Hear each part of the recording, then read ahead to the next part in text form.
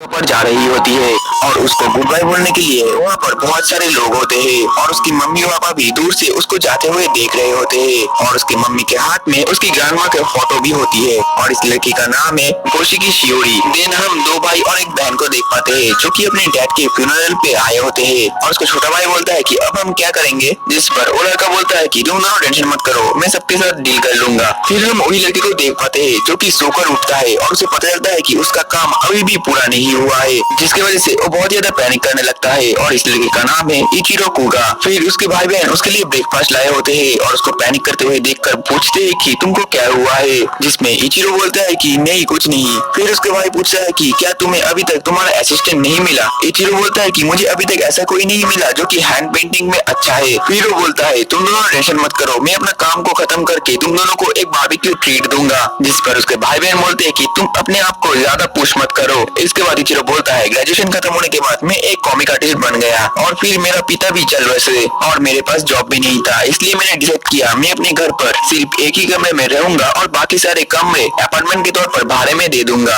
और मेरा एक कॉमिक जो कि था Alice and knights of the throne, ये भी उतना ज्यादा अच्छा सेल नहीं कर पाया, लेकिन फिर भी मैं हार्ड वर्क करता हूँ ताकि मैं अपने भाई बहन को कॉलेज तक पढ़ा सकूं। तभी उसके फोन में माशिरो का एक कॉल आता है और उस कॉल के जरिए उसको पता चलता है कि माशिरो ने उसके लिए एक असिस्टेंट ढूंढ लिया है, जो सुनकर इचिरो काफी ज्यादा खुश होता है। दिन उसके भाई बहन भी स्कूल के लिए निकल जाते हैं। फिर इचिरो भी बहुत ही जल्दबाजी होकर कहीं पर निकल जाता है और जाते जाते वो सोचता है कि माशिरो ने उसको बताया था कि वो ट्रेसिंग में काफी ज्यादा अच्छा है और वो बैकग्राउंड ड्राइंग में भी तो और भी ज्यादा अच्छा है और माशिरो इचिरो को उसको पिक करने के लिए बोलता है। फिर इचिरो चलते चलते एक गार्डन में जाकर पहुंचता है जहाँ पर उसको एक लड़की छतरी लेकर खड़ी हुई मिलती है और वो उसके पास जाकर पूछता है क्या तुम्ही असिस्टेंट के जॉब के लिए अप्लाई किया था। जिस पर शियोरी पूछती है क्या तुम्ही शिनियो मोमोची हो। असल में इचिरो ने कॉमिक आर्टिस्ट के तौर पर अपना नाम शिनियो मोमोची कर रखा है। ये सुनकर इचिरो बोलता है कि तुम मुझे इस नाम से मत बुलाओ, तुम मुझे मेरे रियल नाम से ही बुलाओ, मेरा नाम इचिरो कुगा है। और फिर अपने मन में बोलता है अगर मेरे नेबर्स को मेरे बारे में पता चल गया तो शायद वो मेरे भाई बहन को चिढ़ाएंगे, जिसकी वजह से वो बहुत ही ज्यादा एम्बैरेस्ड फील करेंगे। जो सुनकर शियोरी बोलती है कि ठीक है और मेरा नाम है शियोरी। इसके बाद इचिरो शियोरी से पूछता है कि क्या तुम मुझे अभी ही मदद कर सकते हो, जिस पर शियोरी हाँ बोलती है। अब नेक्स्ट दिन में इचिरो शियोरी को अपने घर लेकर आता है। फिर वो बोलता है तुम मेरे टूल्स यूज कर सकते हो ड्राइंग करने के लिए और अगर तुम तुम्हारे टूल्स लाए हो तो तुम तुम्हारे टूल्स भी यूज कर सकते हो। और फिर इचिरो शियोरी को कुछ पेपर्स दे देता है। तभी वो नोटिस करता है कि शियोरी ने बहुत ही ज्यादा महंगे कपड़े पहने हुए हैं, जिसकी वजह से वो शियोरी को बोलता है साइड में असिस्टेंट का रूम है, तुम जाकर अपने क्लॉथ को चेंज कर सकते हो। जवाब में शियोरी बोलती है कि इससे कोई प्रॉब्लम नहीं होगी क्योंकि मैं हमेशा ही यही पहनती हूँ। इसके बाद इचिरो अपने कबर्ड से एक कपड़ा निकल कर शियोरी को दे देता है और बोलता है तुम्हारे कपड़े बहुत ही ज्यादा एक्सपेंसिव है, तुम चाहो तो ये पहन सकते हो।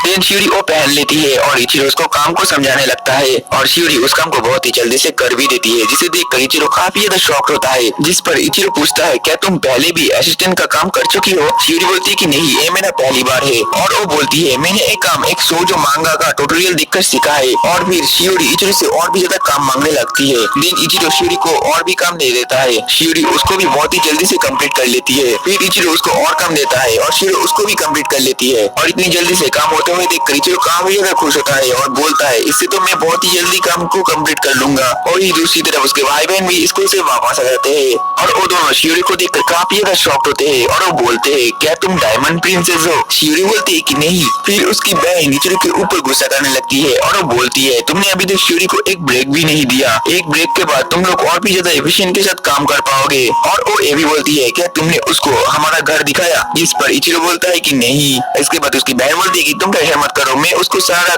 घर का टूर दे दूंगी। और फिर वो दोनों मिलकर शियोरी को सारा का सारा घर का टूर दे देते हैं और असिस्टेंट का रूम भी दिखाते हैं। और वो दोनों बोलते हैं यहाँ पर बहुत सारे लोग रहते हैं और यहाँ पर मेरी एक कजिन जिसका नाम चिबी है वो भी यहाँ पर ही रहती है और इस घर का लैंडलॉर्ड है मेरे भैया मतलब कि इचिरो। देन अगले सीन में इचिरो को डिनर के लिए उसके भाई बहन उसको बुलाते हैं। जहाँ पर इचिरो पूछता है कि शियोरी कहाँ पर है। सुनकर उसकी बहन बोलती है कि वो अकेले अपने रूम में खाना खाना चाहती है। और इसके बाद इचिरो अपने मन में बोलता है शायद शायद मुझे उसको बाहर खाना खिलाने के लिए ले जाना चाहिए था। वही दूसरी तरफ शियोरी भी अपना डिनर कर रही होती है। दिन अगले सीन में वो लोग फिर से अपने काम में लग जाते हैं और इचिरो बोलता है मुझे एक टी की जरूरत है, जिस पर शियोरी बोलती है कि मैं बनाकर लेकर आती हूँ, लेकिन इचिरो बोलता है कि नहीं मैं ही बनाकर लेकर आता हूँ। शियोरी बोलती है कि नहीं मेरा काम अभी खत्म हो गया है इसलिए मैं ही जाती हूँ। फिर वो चाय बनाने के लिए जाती है और फिर वो अपना काम फिर से शुरू कर देते हैं और इचिरो बोलता है क्या रिफ्रेशमेंट के लिए मैं रेडियो चलाऊं, जिस पर शियोरी बोलती है कि नहीं तुम मेरे बात को सुनो। और फिर वो लोग अपना काम करना शुरू कर देते हैं और शियोरी काम करते करते बोलती है मैंने कभी भी कॉमिक बुक नहीं पढ़ा जब तक मैं 19 साल की हुई। जो सुनकर इचिरो बोलता है शायद तुम्हारे मम्मी पापा अलाउ नहीं करते थे। शियोरी बोलती है कि हाँ तुमने सही कहा, लेकिन जो मेरे ग्रैंडमदर थी वो बुक्स को बहुत ही ज्यादा पसंद करती थी और मैं उन्हीं की कलेक्शन को पढ़ती थी और वहाँ पर बहुत सारे कॉमिक्स भी थे। और वो बोलती है मैं काफी ज्यादा सरप्राइज हुई थी जब मुझे पता चला कि फैंटेसी वर्ल्ड जैसा चीज भी होती है। और फिर इचिरो शियोरी से पूछता है मैं हमेशा काम में जल्दबाजी करता हूँ, इसलिए क्या तुम मुझे फ्यूचर में भी मदद करोगे, जिस पर शियोरी बोलती है कि हाँ जरूर। और फिर काम खत्म होने के बाद वो लोग थोड़ा रेस्ट लेते हैं और फिर 5 बजे वो लोग उठ कर फिर से अपना काम को जारी रखते हैं और उन लोगों को काम करते करते रात हो जाती है।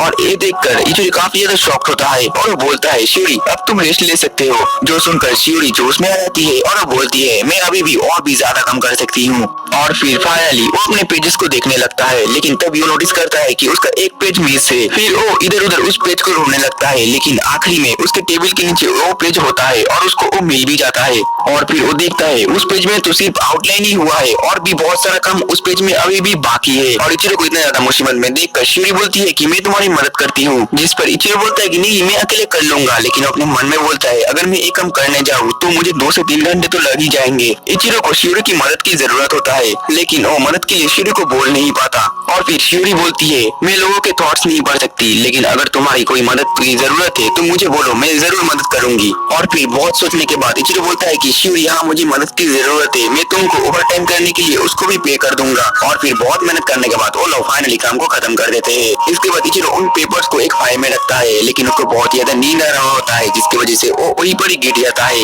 और वो जब सोकर उठता है तो वो शॉक होता है और बोलता है क्या मैं यहीं पर ही सो गया था। और वो जब शियोरी की तरफ देखता है तो उसे पता चलता है शियोरी तो सो चुकी है। और वो नोटिस करता है कि शियोरी के पीछे कुछ शार्प जैसा कुछ चीज है और उसे एक पेन लगता है। और वो सोचता है अगर शियोरी ने इधर उधर मूव किया तो वो पेन उसके शरीर के अंदर घुस जाएगा, जिसकी वजह से उसको दर्द होगा। और फिर शियोरी हिलने जा ही रही होती है कि तभी इचिरो जाकर उस शार्प चीज को छू लेता है, जिसकी वजह से शियोरी और इचिरो एक गैलेक्सी में पहुंच जाते हैं। और इचिरो तो काफी ज्यादा शॉक होता है। देन शियोरी काफी ज्यादा गुस्सा होती है और वो इचिरो को पकड़ लेती है और वो बोलती है तुम मेरे साथ एक्सीडेंटली थ्रोन के साथ कनेक्ट हो चुके हो, अब मेरे साथ तुम्हारा एक अनब्रेकेबल ओथ बन चुका है। ये सब सुनकर इचिरो को कुछ भी समझ में नहीं आ रहा होता है। और फिर शियोरी बोलती है मेरे कंट्री में सिर्फ मैरिड कपल ही ये कर सकते हैं। और वो ये भी बोलती है मुझे विश्वास नहीं होता कि तुमने मुझे छुआ जबकि मैं सोया हुआ था। जो सुनकर इचिरो बोलता है कि तुम मिसअंडरस्टूड कर रही हो, मुझे लगा था कि तुम्हारे पीछे एक पेन है। और फिर वो उस चीज को ड्रॉ करके शियोरी को दिखाता है, जो देखकर शियोरी बोलती है तो तुम मुझे बचाना चाहते थे। इचिरो बोलता है कि हाँ लेकिन मैंने मिस्टेक कर दिया, मुझे माफ कर देना। आफ्टर ऑल ये मेरा ही गलती था क्योंकि मैं बहुत ही ज्यादा स्लीपी फील कर रहा था।